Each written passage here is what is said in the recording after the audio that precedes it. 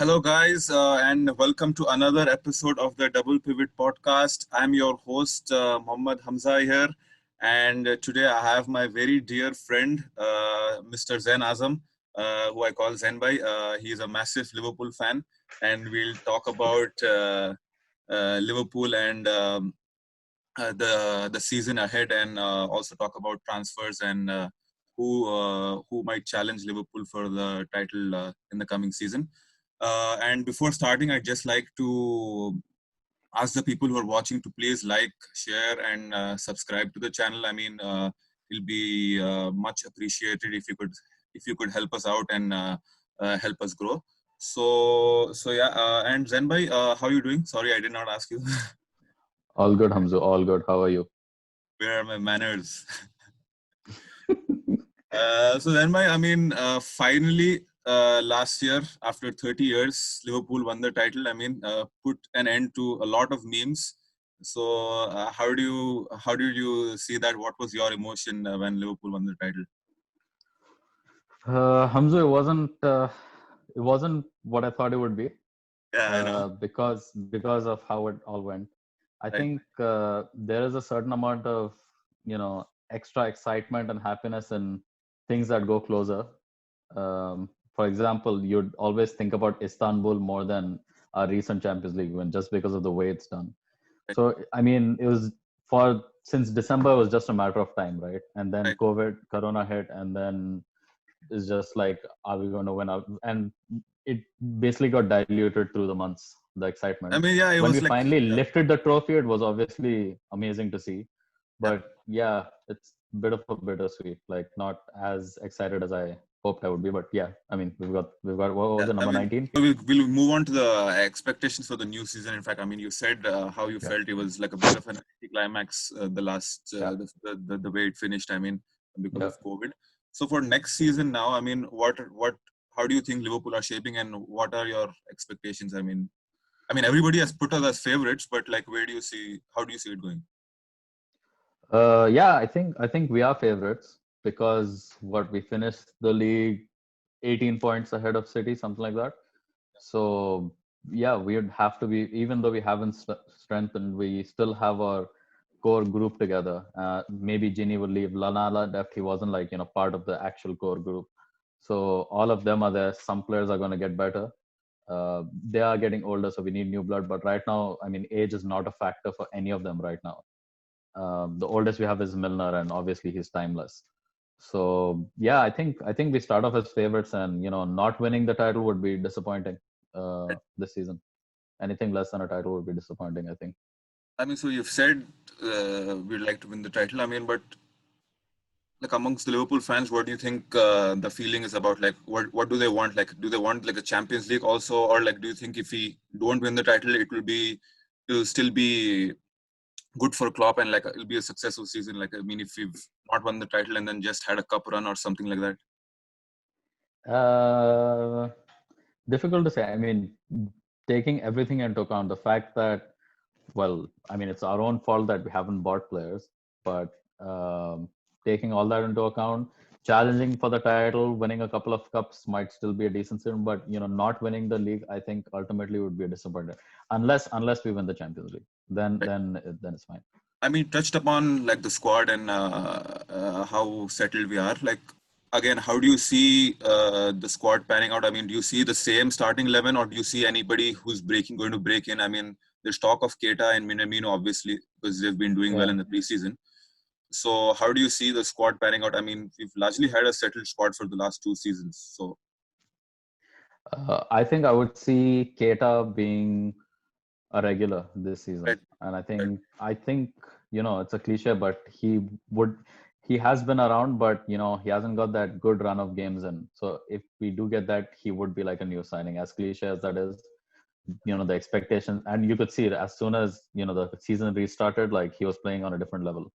So I think Keita is the one to watch again for this season. Minamino, I'm still not. A lot of fans are very excited. I'm cautiously excited, but I don't think he's going to replace any of the current players right now. But very good squad option for sure. Do you see anybody like the likes of Curtis Jones or like Brewster? Being part of the team more.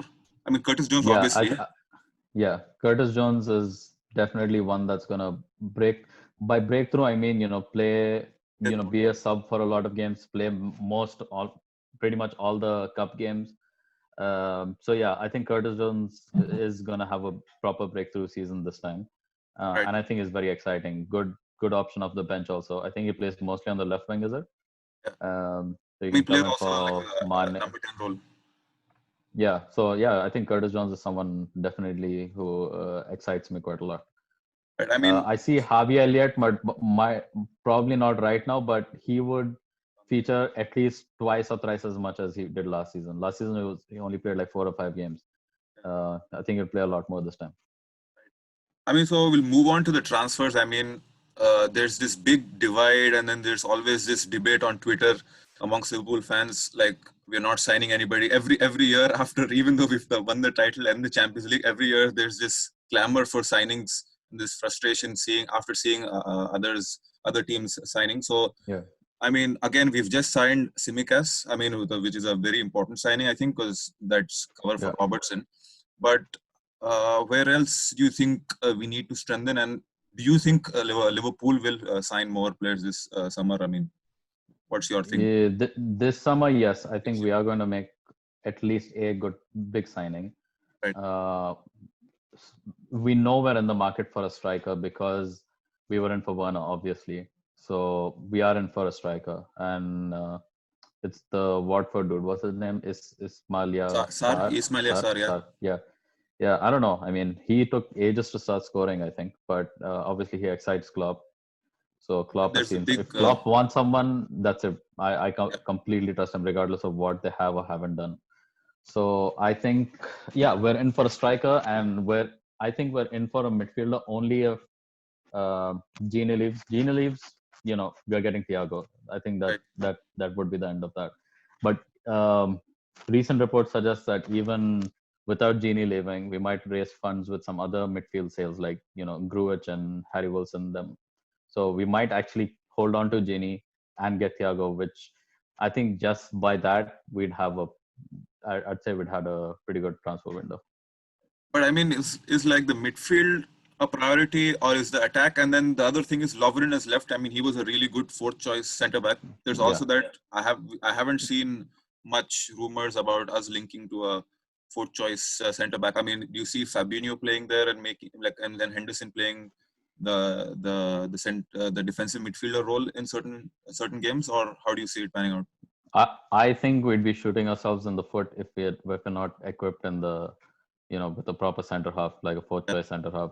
Gomez, Matip are both injury prone, and God forbid if anything happens to Van Dijk, I mean we're in for. I mean, yeah, Fabinho can play, but he's not a center back, and he shouldn't be a center back. He's too important to play in that six. So I think we'll be shooting ourselves in the foot if we're not prepared. But yeah, I mean, even I haven't seen too many links for us with center back, so that's a bit concerning. I think that the problem is because we have such a settled squad. I mean, whoever comes in will probably have to start off from the bench and then really play well to get into the starting lineup. So I think that's the problem, to find a fourth choice centre back. I mean, and then coming back to the Thiago and Gini, again, there's a big divide that some people, some fans don't really like Gini, and then they wouldn't be really sad to see him go. And then there's the other side who's like really hyping up Gini, and then really, don't really see the need for Thiago. So where do you sit on that aspect? I mean, I obviously have always rated Genie. Like the work that he does in our system is so vital. There's a reason why he plays almost every game for us. But I think it is a bit of a business decision as well to trying to cash in on him, and probably he also wants a new challenge. Plus, it is also a retirement plan. He's not going to get a 5-year deal from Liverpool anytime soon. And if he spends any more time at Liverpool, if he just extends by like a year or two, he's not going to get a big contract anywhere else he goes. So I think it's a bit of a business decision. Having said that, I think we are pretty well equipped in the midfield. And Thiago, I think, could be the next stage of our evolution. We don't have that kind of midfielder. Yeah, so if Thiago comes, like, how do you see, like, do you see Klopp moving to like a 4-2-3-1, or do you see him just slotting in Gini's position, or do you see like Fabinho and Thiago playing like a double pivot, or like how do you see it going? Hey. Pun intended. Yeah, I could see the double pivot for sure. Yeah. But I would actually like to see Thiago play a proper central midfield role, because he is good, to break, with those defense splitting passes and stuff. So I think we definitely need that. So imagine like kind of like a Xabi Alonso Xabi type in the midfield. I think that is the kind of player that we don't have right now. And the thing is, our transition to the fullbacks is so important, and he can find people, man. He can find runs. His passing is one of the best in football, I would say. So yeah, I think I want to see him play in a proper center midfield, though. I mean, you More were just advanced as well, I saying think. Thiago will be the final piece in the jigsaw. Is it because like we are so heavily dependent on the fullbacks for our creativity, and then if he comes, he'll basically, I think, release them of that burden, and then Yes. just give us another Uh, avenue. yeah, not just releasing them of their burden, but like actually complementing that aggressiveness of the fullbacks, because Right.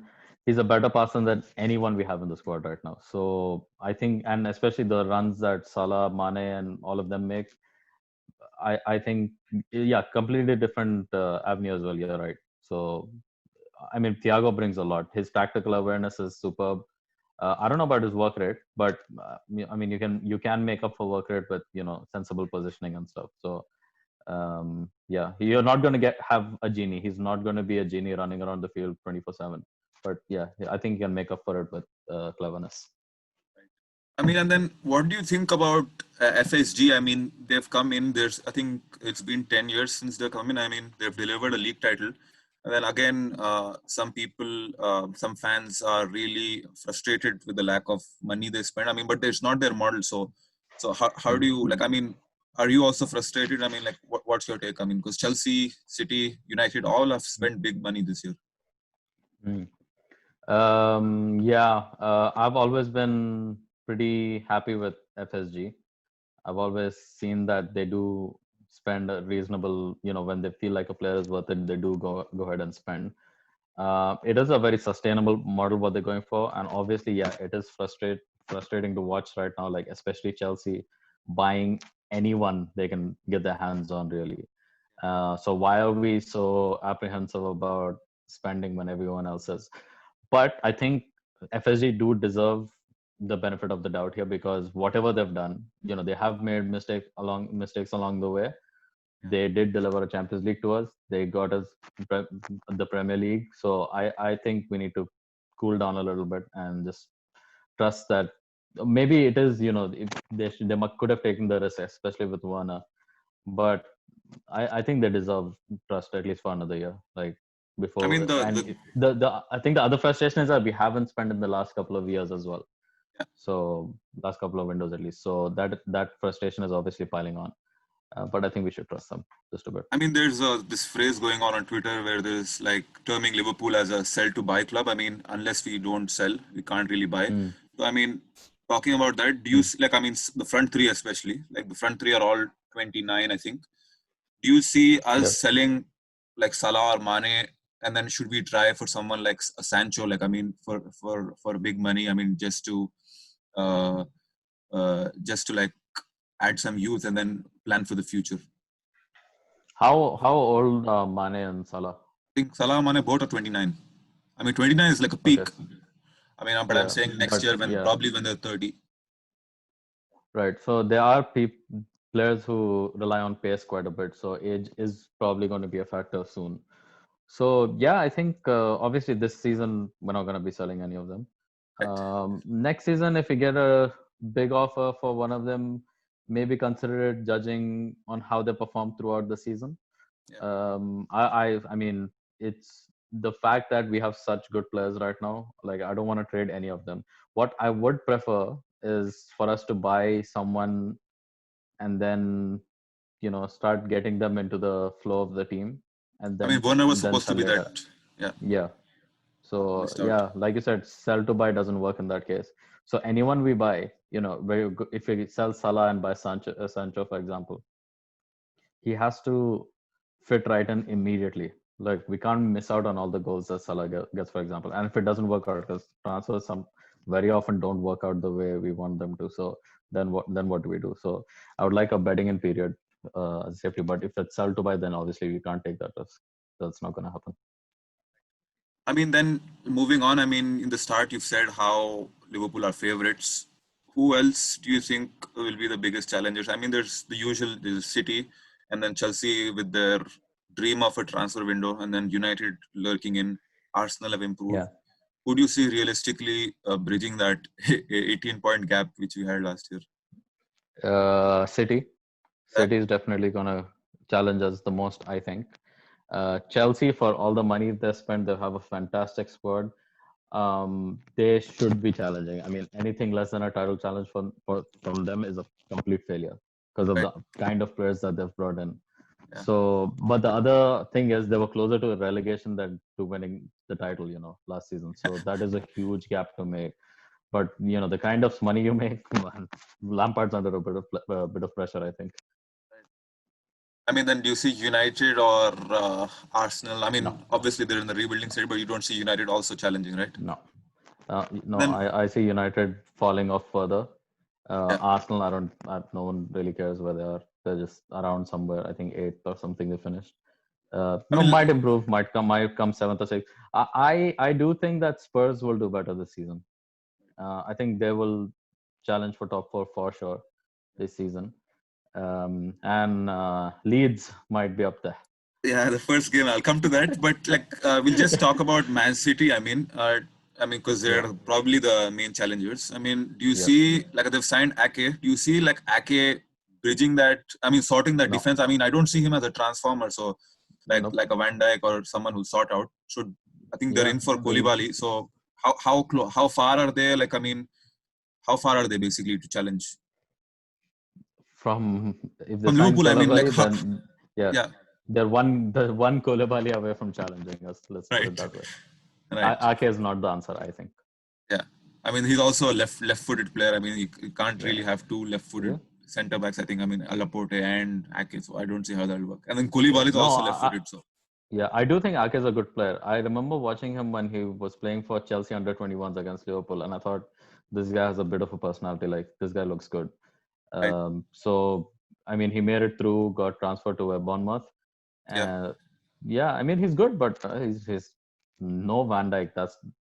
He's not elite at all, not even world class yet. So I mean, in general, I mean, to sum it up, Liverpool again look the favorites. I mean, we've probably been in the best. This is the best position of the club for. I don't remember. I mean, since I started watching, I think this is the best position. I mean, I think you would agree. Yeah. And then. Klopp is contracted till 2024. I mean, do you see him leaving after that? 2024? Yeah, I mean, he extended it. So he's there till 2024. I mean, so overall, in general, everything looks settled. So you're happy, right? I mean, where do you think? I'm happy for sure. But the other part of this is the signing part frustrates me a little bit. No signing of new players because, the closer we get to the 2024 mark, it's going to be more and more difficult for Klopp to attract players, using his name because he's not going to be around for longer. So I would have preferred if we got some good business in this transfer window.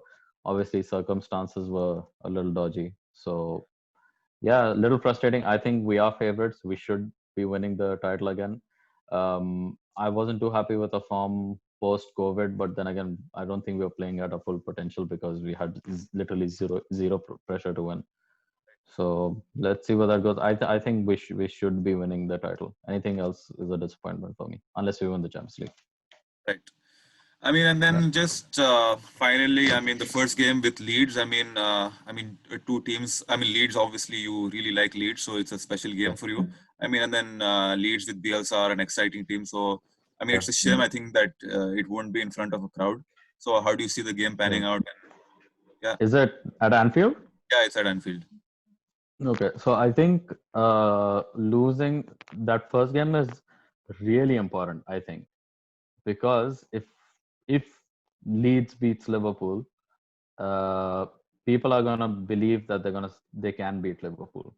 Yeah. So that could send take that fear factor away, and propel Leeds a lot, knowing that they've beaten the champions. So that's actually a huge game for the season. I think we have I to mean, win that one.